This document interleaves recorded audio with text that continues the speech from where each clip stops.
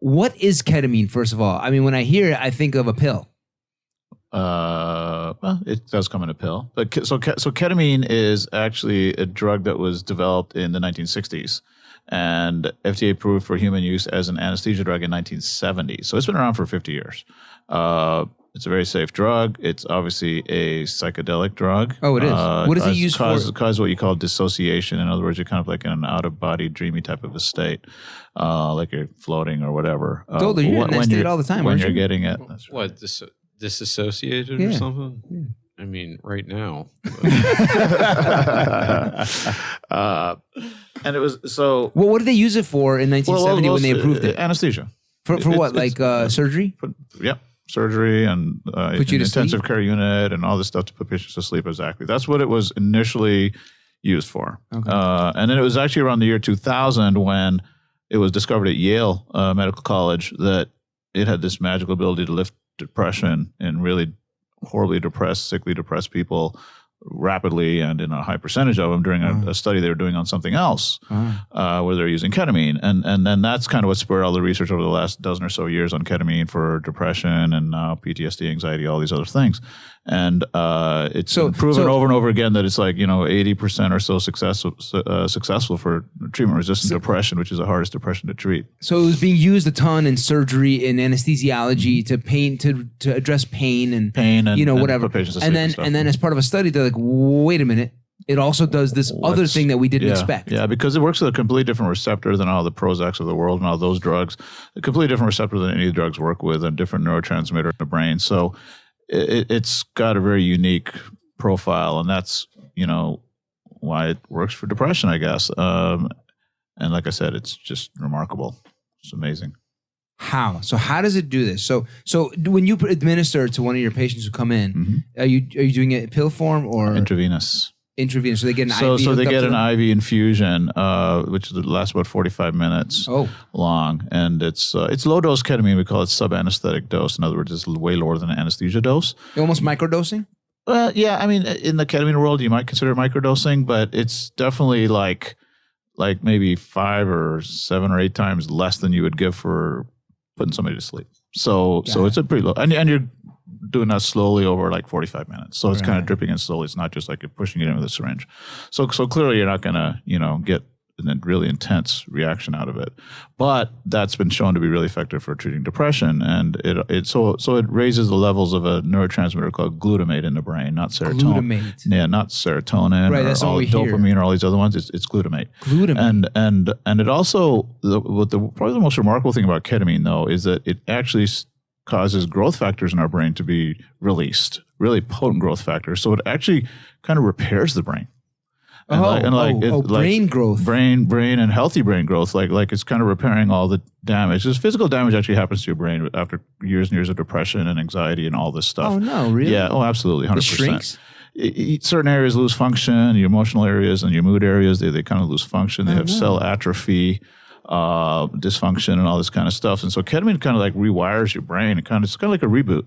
It's kind of like a reboot, a hard reboot of your brain. Wow. But it's also healthy for your brain. It's encouraging healthy nerve growth and stuff like this. It's like holding the power down for 30 seconds or whatever. Kind of. And that's why it lasts for, like after patients typically do, 6 treatments or so initially for depression over a few weeks. And sometimes those 6 treatments can last for months. And obviously the drug's way gone. It's disappeared from your body like within a couple of hours of the ketamine is gone. Oh, is that right? Yeah. It has ketamine clears your body. half-life? Ketamine clears your body really fast. So clearly something is happening. It's releasing those growth factors probably. Yeah, all right. So someone after just 1 dose, 3 doses, 6 doses are better for months. They can be, yeah. And people come back, for what we call boosters or maintenance treatments, and they come back anywhere from a month. Some people come monthly, other people come 3, 4, 5, 6 months. Now, is there this world where it kind of gets weird, where it's like, I've just been on ketamine for the last 7 years. I get my dose every 3 months. Doesn't that feel like too reliant and crutch-like or addictive?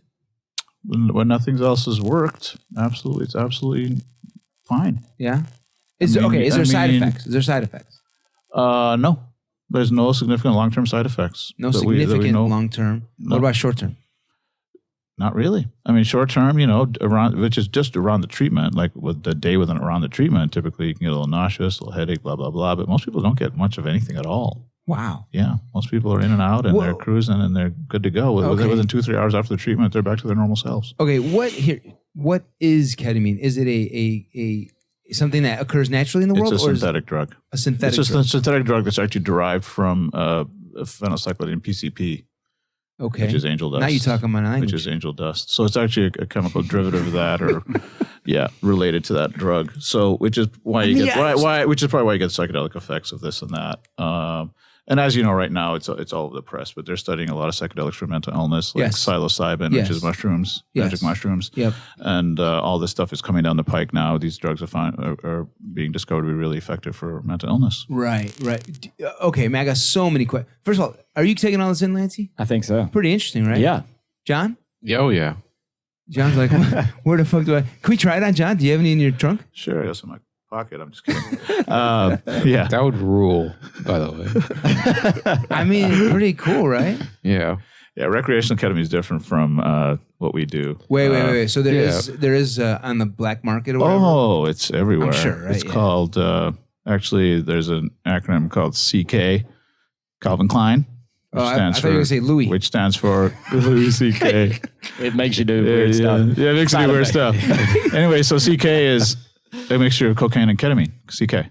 Calvin Klein. So it's typically, in the recreational world, it's typically a drug that's snorted along with other things or taken alone. Yeah, that's the way I've seen it at parties. Yeah. People snort it. Yeah. CK? Or just straight ketamine. Just ketamine. Or just straight ketamine. Okay. That's the only time I've ever seen it. One time. Yeah. You were sitting there and I seen somebody snorted some ketamine? Yeah, and I did you feel like you were in a Tony Montana movie like Al Pacino? Yeah. Kinda, You should have seen these people. They weren't that glamorous. They weren't that cool. 0 white suits in there. Yeah. It was like, dude, the square root of 81 is 9. God damn it! Give me that calculator. Yeah. But in those situations with that kind of nasal absorption and stuff like that, you're just not getting in the brain in concentrations that required to treat. You might get transient relief of depression or something like that, but you're not going to get these constant changes that ketamine does, like the growth factors and stuff like this. So it's really not therapeutic to do it recreationally for depression. You're probably going to cause more problems than nothing else. Oh shit! And it's probably a higher risk of addiction and issues like that too. Oh really? Because it's uncontrolled, I guess, right? It's a controlled substance. No, but I mean, it's being taken in uncontrolled circumstances. Yeah. Like, you want a doctor kind of overseeing. Oh, it, right? 100%. I mean, ketamine on the street is God knows what it is. It's usually mixed with something, or you never know what you're getting out there. So that's all it really comes down to. But there's like a huge, like in Asia and Hong Kong and China and those countries, it's a big drug of abuse. It's a big problem. No shit. Yeah. That's where. All right. What about like people who? So okay, what do you think about like marijuana or mushrooms, these other psychedelics? If people, partake in those in smaller doses regularly to try and treat themselves? Well, so marijuana is obviously an interesting subject, right? I mean, just legalized in Illinois recreationally. It's been legal here medically for a couple of years. Marijuana has a lot of good uses. People use it for sleep. People use it for anxiety. People use it for chronic pain. And people just use it to get high. So it's a good drug, and obviously we consider it safe enough to be used recreationally now. I don't think marijuana is, it's not really a good drug for depression because it's kind of a depressant in itself, but it can definitely help with anxiety, and it can help people who have issues with sleep, and it can help people with certain kinds of pain. Okay. So it definitely has a role out there. Psilocybin, same thing. What's psilocybin? Mushrooms, okay. Magic mushrooms. That's been studied at Johns Hopkins now for the treatment of depression and some PTSD and stuff like this. But it's working along those same realms as ketamine, kind of dissociation and different neurotransmitter systems in the brain. And it's, preliminary studies show it's quite effective. So hopefully we'll be offering that in our years, up down the road when it becomes legalized. Because the difference between ketamine and psilocybin is an illegal drug. Ketamine is not an illegal drug. It's actually available medical grade for me. as an anesthesiologist. So do they both work on glutamate? Yes. They do? Yes. So ketamine's the closest thing to with glutamate. Yeah. mushrooms. Psilocybin's a little more complex than that, but yeah, it does. Yeah, it's similar. It's more of a psychedelic type of a trip, like a little more visual, the psilocybin than ketamine. But people with ketamine describe all kinds of things to me, when they're in there. Oh, really? In their head. Yeah. I'm seeing God ball. Oh, people say they saw God, 100%. God ball? Did you say God God ball? Which is how he liked himself to be described. Yeah. Ketamine God. Yeah, ketamine God. But yeah, people say that. They say they were flying. They say they were swimming with the fishes. They usually describe a beautiful experience for the most part, or a strange experience. Oh, yeah? But it's rarely negative. Is that right? It's rarely negative. It's usually a positive experience. So interesting. It's pretty cool. Yeah. All right, so this is my marijuana question, my mushrooms question. Real quick, can I ask, do you know anything about ginkgo? I know a little bit about ginkgo. Like the Chinese, Japanese, Far East. For what, Lance? Memory, right? Let's see. I take it on a daily basis, and like when I write, I feel like it might be strictly placebo. And if it is, great. Yeah. But I feel like it helps me. I feel like it helps me write. I feel like I have like more epiphanies with things. Interesting. That seem to last. Sometimes when you drink a lot of caffeine, you'll be like, oh yeah, this is great. And then, an hour later, you're like, what was I thinking? This is all, there was nothing here. With ginkgo, I feel like when I do take this, I take it daily. I feel like I do have those epiphanies that usually result in a pretty decent joke or something, something. Interesting. Yeah. Have you ever looked at ginkgo? I have not, but that's interesting. Yeah. Yeah. And I know it's been around for thousands of years. Sure. Thousands of years. Yeah. So I didn't know. Do you know what receptor that works on? I'm not 100% sure, actually, on ginkgo. What we're seeing right now is kind of like a revolution in a lot of medical fields, but particularly in psychiatry and pain management and all this kind of stuff, is kind of what we call the repurposing of drugs. So we're seeing drugs that have been around for dozens and dozens or decades and decades and decades. All of a sudden they become full circle, and now they're like the treatment for something, like ketamine. Even when I was a resident at U of C, we kind of don't use ketamine unless you have to. It causes you to be high and delirium and all this stuff. And so it causes your blood pressure to go up. So it's not a safe drug unless it's an emergency type of a situation, right? So that's kind of what we were taught. Changing. And now it's just flowing. It's even in the hospitals, it's being used more for chronic pain. It's being used more, obviously, for mental illness. It's being used a ton. And marijuana has obviously come full circle. You used to go to prison for life for having quarter of an ounce in your possession. And they still are in prison. And now here we are. It's legal. Walk into a store and buy all you want and do what you want. So, I mean, it's really interesting how a lot of things have come full circle in medicine. And the shameful, the sad thing about ketamine is that it's a generic drug because it's been around for 50 years. So IV ketamine is not for depression, and all that I treat is not covered by insurance. And that's because in order for that to happen, we have to go through the bureaucracy of pharmaceutical companies and well over $100 million, maybe a couple $100 million just to get a drug through FDA trials and that whole FDA process to get approved. Right. And then the drug's still going to cost $5 a vial. So no pharmaceutical company has any financial incentive to do that. Right. Because, multiple manufacturers make ketamine because it's generic. So that does limit people's access. We work to try to help as many people as we can, and we give discounts. We try to treat veterans, treat veterans for, really, really low price, and whoever we can. But at the end of the day, it's still a barrier to a lot of people. Yeah, you got to pay. You got to pay for your bills. You got to pay. Okay, so if I walk off the street, hey, I heard about ketamine. I wanna help myself. Number one, my insurance is not going to cover it. Number two, tell me what you're just walk off the street. What do you charge? Well, so, we screen you carefully. We, ideally, you should have some kind of psychiatrist or somebody taking care of you if it's for mental illness or depression, and we make sure you're actually a candidate for ketamine first. Oh, okay. So it's not just a walk off the street and just start doing it. It takes a few days to get people ready and make sure that it's they're actually have a real diagnosis, and make sure that ketamine's the right choice for them. And then it's about $500 a treatment for that first 6 treatments, and then the booster maintenance treatments are a little bit less. So for 6 treatments, it's $3,000. I'm seeing results right away. You're seeing results possibly after one or two. But you need to do the 6 to make those terms long lasting. And the way to think about it is it's kind of an investment in your own health. Well, so just last year or 2 years ago, the World Health Organization made a statement that depression was the number 1 cause of lost productivity and income and missed work days in the work environment globally. Okay. Billions and billions and billions of dollars are lost just because of depression. And a lot of our patients, they're not even working.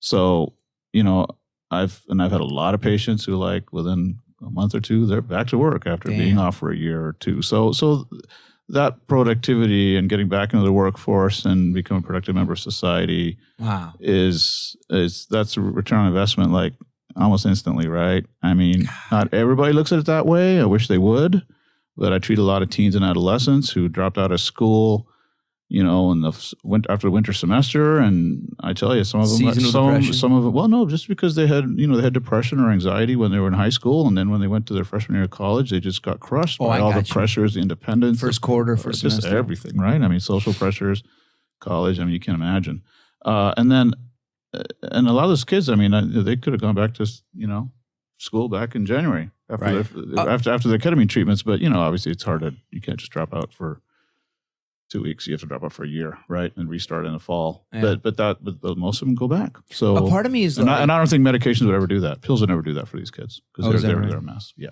no doubt about it. A part of me is wow, this is amazing. What a amazing solution to some of the really difficult depression symptoms or difficult depression symptoms.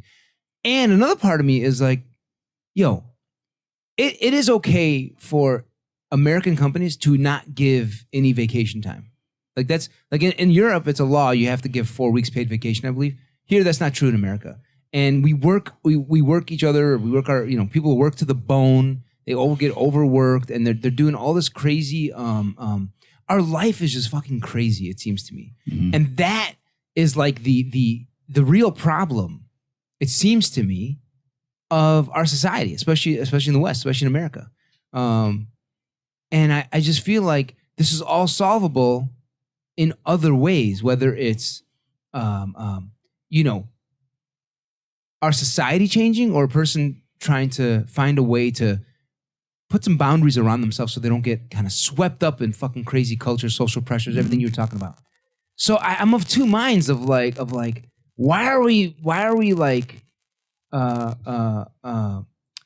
not devolving, but why are we settling? Why are we settling for okay, fine, I guess I'm just gonna have to be on ketamine for a big chunk of my life in order to, help myself get out of this thing that almost society has sucked me into. Yeah. So I don't know. I'm of two minds of that, and I guess the reality is if I'm looking at, God forbid, my daughter, my son, or myself, and I'm in that situation, I'm fucking desperate, and I'm really heavily depressed, and I can't get to work, and this and that.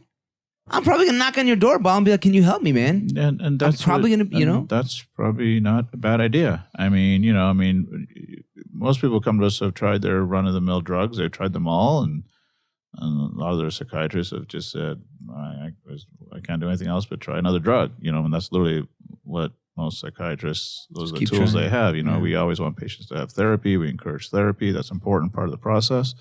But ketamine kind of accelerates that. It's kind of like therapy on steroids in a way. So it's kind of cool because it really does open people's mind. A lot of people will say when they're coming out of their infusion, they're like, wow, that was life-changing what I just experienced in my head. Right. I saw things, I passed flash in front of me, and I was making peace with this and that. Wow. And it can be very spiritual. It can be a very spiritual experience for a lot of people. And that's part of the therapeutic process. It's not everything that ketamine does, but it is part of it. The dissociation is actually, in my view, integral to their healing. We want them to have dissociation and be out there. It's important. When you say out there, you mean almost like spiritually? Spiritually, they're out of their body. Out of their body. They're in a dream. They're just experiencing whatever they're experiencing. I mean, our rooms we have private rooms. They're dark. We have a mood light. We have music. They bring their headphones. We have weighted blankets. They're in recliners. They have eye masks. I mean, it's like a production because you want them to just go for that 45 minutes. I had another question, but it slipped my mind. I'm just fascinated by all this, and thinking about it. Oh, I know. Have you heard of Cymbalta? Yeah. Okay, so 8-9 years ago when I was going through my divorce and I was in the middle of the financial crisis, like both were kind of hitting me at the same time. And I was like, I'm probably going to lose my job, probably going to lose my family. I'm going through divorce. It sucks. I was having major back pain. Major back. I mean, I was sitting in front of 4 computer screens hunched over for like 7 years straight. It just wasn't healthy. And I wake up every day and I start to pray, start to meditate more, try and find God more, connect with myself at a deeper level. And every day for like months, I felt like I was just getting worse and more unhappy, having more negative thoughts. I don't know if they were suicidal. I bet they were at times as I look back, but it just wasn't good. I was not in a good place. And so I went to my doctor. I'm like, yo, help me. I'm desperate. Just help me, please. And he's like, well, you're having back pain. This medicine, Cymbalta, is specifically to help you with back pain. In addition, it has a side effect of lifting depression and anxiety. It could be an antidepressant too. Yes. Could be an antidepressant. Mm-hmm. He's like, why don't you try this? Here's 3 months supply. I'm like, I don't know, doc. I'm always against these antidepressants. I'm always, this is 10 years ago. So it was, the shame around that was even more. Mm-hmm. And so I took it home and I looked at it and I walked into my foyer, right where my front door is, opened the closet. I put them right where my coat closet is, right when you walk out the door. I put them right up there for me to see every single day. I'm like, all right. In 3 months, if I don't say, wow, I felt better for many days straight. If I don't say that, if I don't say I'm better than I was 3 months ago, I'm just going to start taking these, Mm-hmm. And so that began 90 days of just really like, I changed my workout to be more intense. I remember I jumped into like P90X or something. I began to search more for like a spiritual guide, someone to kind of hold my hand and walk me through what I felt like was, I kind of needed to have some kind of an out-of-body experience, if you will. Who can show me meditation, show me, we pray as Muslims 5 times a day. I'm like, well, if we're praying 5 times a day, this should have an impact on me. Maybe I'm not praying the right way. Maybe someone knows how to breathe more life into my prayer. And I found someone like that.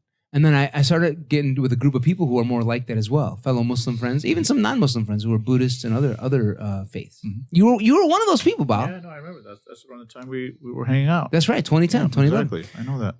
I should have just been talking to you about this shit back then. What the hell's wrong with me? And so I go through that whole process over those 90 days. I was doing it beforehand for a year or two, but then I really, buckled down for 90 days. And at the end of those 90 days, I felt a lot better. Yeah. A lot better. And so I'm not here to like toot my own horn like, oh, I did it without any drugs. No, I'm not saying that. I'm saying like I was there, that I needed to take them. Well, that's how strong Cymbalta is that you didn't even take it. I just had to walk by it every day on my way out. Drug. So what you had was situational depression, okay, which is depression that's obviously caused by events or circumstances in your life event, family, whatever. And typically those things will iron out and you get through them. And, whether it was, and definitely a lot of it had to do with the way you changed your practices and what you did. A lot of it is just the passage of time. Okay. You're probably in a better position 3 months later. The people we tend to treat are people this has been going on for 20, 30 years. Oh. And their depression is rooted in God knows what. Could be something from their childhood. Could be just nothing. It just happened. It's organic, genetically caused depression. And in those situations, you're just not going to be able to say, I'm going to change my life. I'm going to start eating better. I'm going to start taking this. I'm going to start praying. I'm going to start meditating, and I'm going to get through this. It's typically not like that for those people. So it really kind of depends on And that's why we have to dig deep. When I see my patients, I have to dig deep into their past, into their histories. It was an identifiable cause. We do a lot of, I treat a lot of sexual abuse survivors with PTSD, you name it. I've heard it all. I've heard some of the most horrible things. I've heard some of those horrible stories you could ever imagine. That was the first thing I thought of. God forbid, some sort of traumatic childhood experience that a child may not even remember, or like it happened, but they've blocked it out in a way. And it's like, but that's the root cause of it. Yeah. Even if it's blocked out and they don't remember, if you dig deep enough, you can typically find something. It's sad. Serial entrepreneur, Dr. Bal Nandra. Yo, man, you schooled us, brother. Both on hot auto, but also hot ketamine. Hot ketamine. Maybe I should name my clinic Hot Ketamine. Hot. HAWT ketamine.